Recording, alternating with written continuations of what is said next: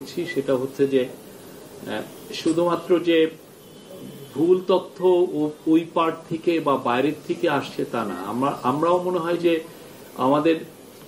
আমাদের জার্নালিস্টরাও অনেক ক্ষেত্রে আমরা ফেল করছি, যে মানে তথ্যগুলোকে ঠিক মতো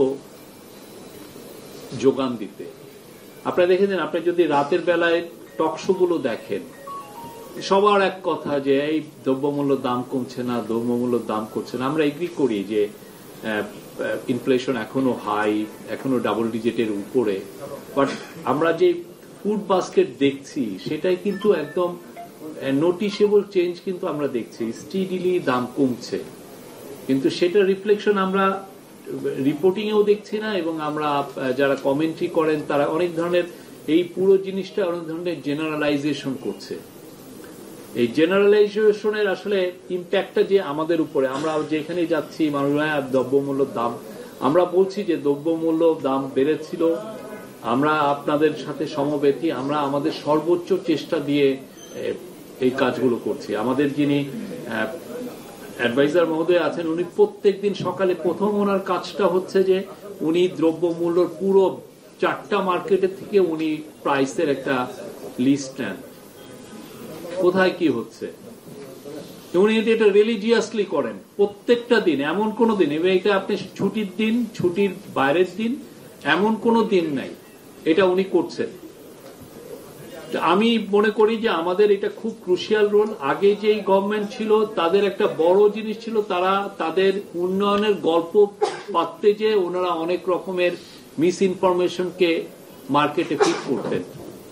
আমরা শুনতাম যে আমরা খাদ্যে স্বয়ংসম্পূর্ণ, অথচ অ্যানুয়াল আমরা যদি ফুড ইম্পোর্ট দেখি দেখা যেত 4, 5, 6 বিলিয়ন টন আমরা আনছি।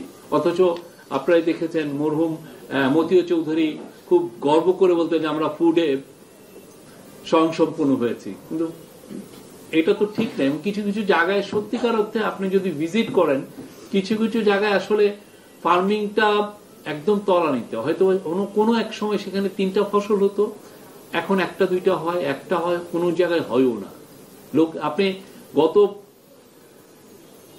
দশক পর্যন্ত উত্তরবঙ্গের লোকরা যে চিটাগাং, গ্রেটার চিটাগাঙে যে চাষ করত, এখন একটা লোক উত্তরবঙ্গের লোক যে আপনি পাবেন ফটিকছড়িতে চাষ করছে, সীতাকুণ্ডে চাষ করছে, কাউকে পাবেন না।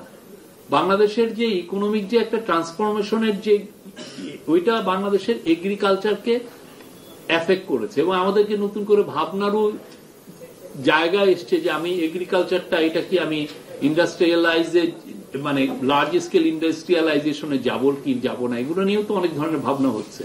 আমরা এটা নিয়ে কিছু করছি না, বাট আমরা যেটা দেখছি যে এক ধরনের সরলীকরণ সবকিছুতে।